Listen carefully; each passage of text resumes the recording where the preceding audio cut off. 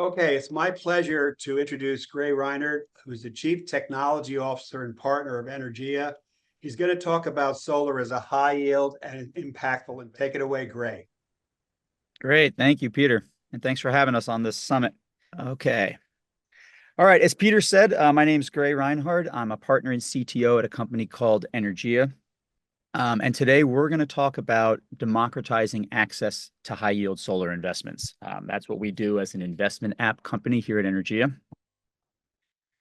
So let me first go through. Okay. An overview of the problem and opportunity that we saw here at Energea. So first, the global power sector is responsible for 42% of global CO2 emissions. This was in 2023. So really, we think, any strategy towards curbing climate change is going to have to primarily address a shift in technology to the way that we power the global utility grids. Furthermore, renewable energy development is underfunded by about 60% annually. So what this means is that the shift to green technologies for our utility grids, it's not a technology problem. It's really a capital problem. There's plenty of demand for this shift. It's just underfunded. So the real problem here is to find that source of capital to fund this development. And so finally, retail investors control over $30 trillion in US capital, but they have historically lacked access to renewable energy investment opportunities.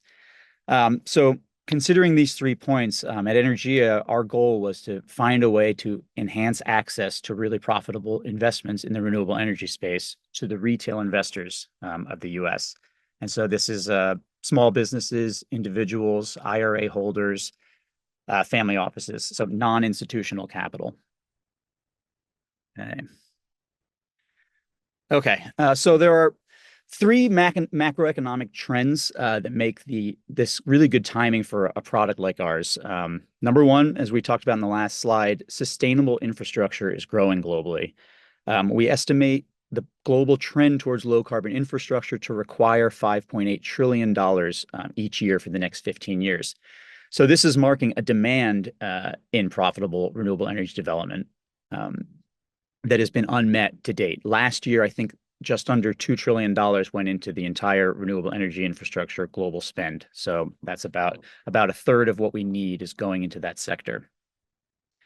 Number two, expanded access to private markets. The Jobs Act of 2012 opened up access to private markets for retail investors by modernizing security regulations like Regulation A+, allowing investments in private companies and startups.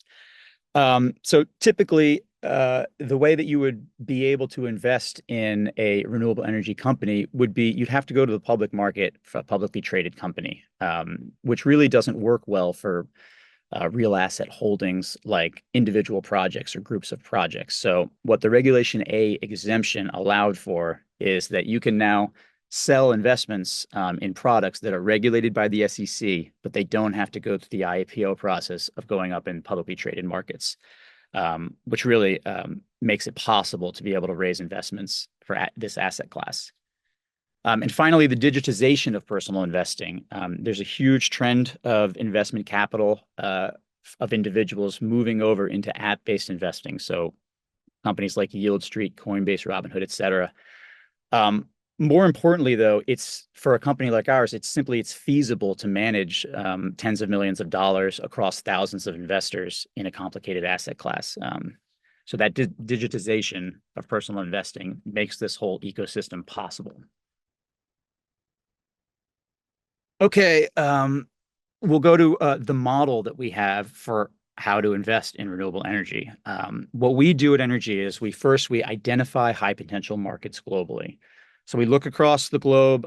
We see where we primarily do solar. So we'll see where solar is a viable technology in a market. Then we'll look at what's the differential between the price to build a megawatt of electricity and how much can we sell that electricity for? Simple as that. And then we'll look at, say, the outlook of the foreign exchange rate, things like that. And we'll find the most profitable areas of the planet to build these projects. Step two, we'll raise funds for these projects on our platform under the SEC Regulation A exemption that I talked about. in exchange for equity shares in the portfolio's projects.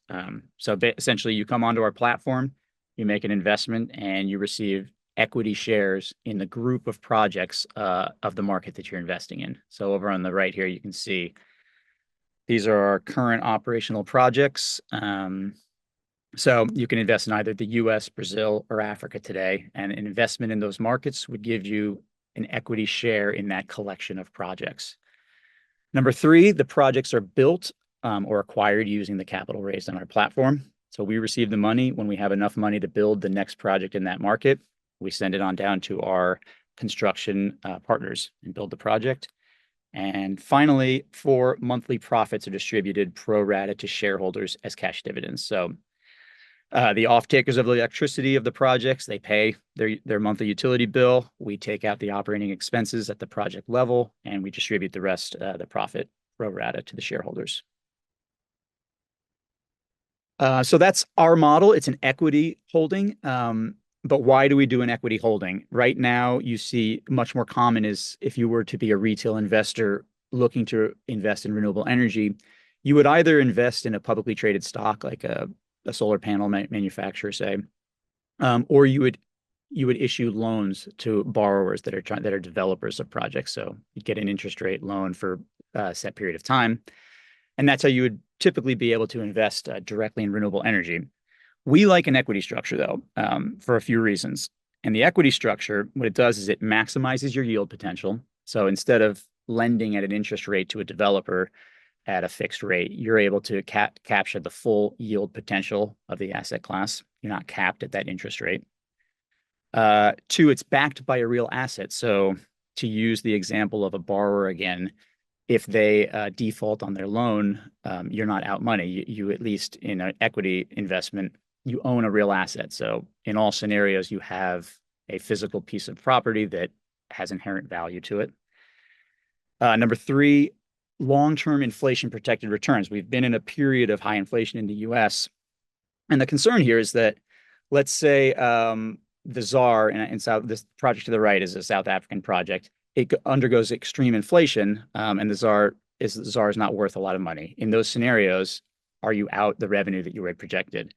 And the way we combat that is that the purchase agreements, so the contracts that the off-takers buy electricity back from you, we have them adjust each year to the inflation or the electricity prices of the region. So in an inflation period, your revenue will go up with the inflation. And they're long-term. They're typically 20-year contracts.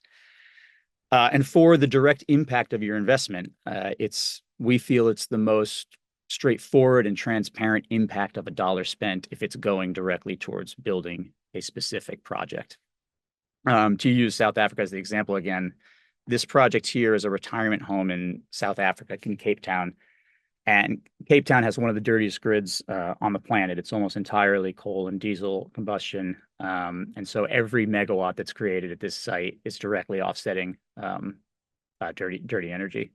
It's also a grid that is chronically underserved and often goes offline. So there's an energy shortage as well in South Africa.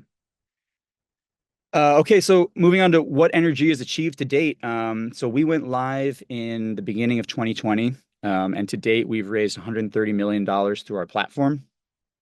We've brought online 45 projects across those 3 markets that you saw in the last slide. For perspective, we've created about enough clean energy to power approximately 10,000 US households. And perhaps most importantly, we've been able to generate a realized 12% return for our investors. So we feel that we're proving out over a longer period of time just how profitable this asset class can be for retail investors. And the road ahead for a company like ours, we are the manager of these assets. So the majority of our employees are associated with managing this growing inventory of assets. We're responsible for everything from the financing of these projects on to the monetization of the projects. So managing these assets, raising awareness and education on this new asset class. To bring new dollars in, we've noticed that one of the harder things is to make a retail investor understand this asset class that they're completely unfamiliar with. Everybody's heard of a solar project, but not a lot of people know the financial metrics of a solar project. And finally, we're going to continue expanding into new markets. So we've identified the US, Brazil, and South Africa so far as wonderful markets. They're doing great, but we're going to be turning our head to every new market and try to be a first mover in every new market when they hit when the time is right. So we're excited that by the end of the year, we expect to open up our Colombia market and more to follow in 2025. Okay, great. So that's an introduction to Energea. I encourage anyone watching this to go over to energea.com. We have all the information of our SEC filings and the investments available. You don't have to create an account or invest to get full access to that information, or you can feel free to email me personally at gray@energea.com. So thanks again to Peter, and appreciate it. We have some Q&A. So the return model, are you levering any of these returns, or is this a straight depreciation? Yep, it's different from market to market. Our portfolio too, so our community solar in Brazil portfolio has a small amount of leverage associated with it, but very very low in a percentage of the total assets under management in that portfolio. So that's a financial tool that we expect to leverage when the interest rate market is a little bit more favorable to loans. Good question. Can you explain community solar to the audience? Yes. Okay, so the revenue model of a solar project, essentially there's an off-taker to that solar. In the US, we often see that in the form of a power purchase agreement. So often this will be a single or a group of companies that will enter into a long-term contract at some agreed upon rate to buy that electricity.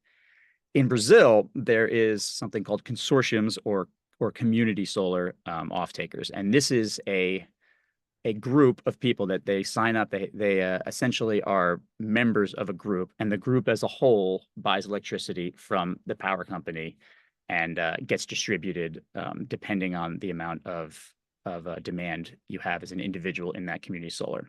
So essentially, you have the manager of the consortium has the voting rights, and this group that you become a member of is how you determine the pro rata distribution of that electricity. So a little bit different than direct power purchase agreements. Okay, typically, how long does it take you to site and commission a project? Yeah, good. Again, this is extremely market specific. We try to, first of all, on the development front, we try to do one project at a time and match up our raise potential with our construction potential. So what we'll do is we'll wait to have that funding. We'll have a new project identified. We'll wait to have that funding. And as soon as it's funded, we'll hit the ground running with the construction team. From nose to tail, we have such a long pipeline. We'll take Brazil as an example. Again, we have a very long pipeline of identified projects with notice to proceed. So projects ready to build. So essentially, we're talking about the go live time is the construction time from when we receive that money. And again, varies a lot by project and by market.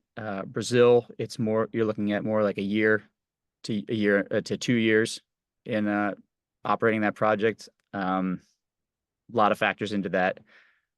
Interconnection can be very unpredictable in a market like that, but I'd say something around the year to 2 years. Are there any specific markets segmentation you look at? For example, schools, hospitals, those type of things. Yeah, so it's about the quality of the off-taker, first of all. So, we do look at a lot of schools, retirement homes, things like that, public sector, big time. But the scale is also a big thing that we look at. We usually find our best financial metrics are in that distributed generation scale. So that sort of 100 kilowatt all the way up to 6-7 megawatt size projects. That's what our niche is. We're certainly not industrial scale, and we're certainly not residential scale. But every project we look at individually, it's about maximized yield and minimized risk. That was my next question on project size, but you've already answered that. And finally, it seems you have a very good global diversification strategy in that you're looking at markets in different geographies. Can you give us some clairvoyance for the next 5 years, where you think you'll be? Yeah, a lot of markets have come and gone in our investment committee. We have what we call an investment committee where it starts with a market where we look in depth at a market and we determine, is this one worth committing to? Because it's a large commitment for us. It's a new SEC filing.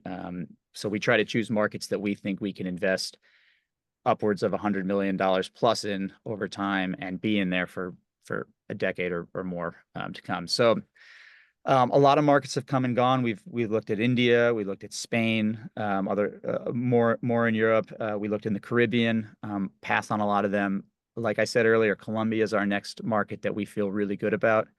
But we're always looking into new markets. There's just so much to consider, and we kind of prefer to watch them for a year or two prior to making any decisions. So that's about all I can give you on that. Okay, what do you anticipate your typical holding for these assets is going to be?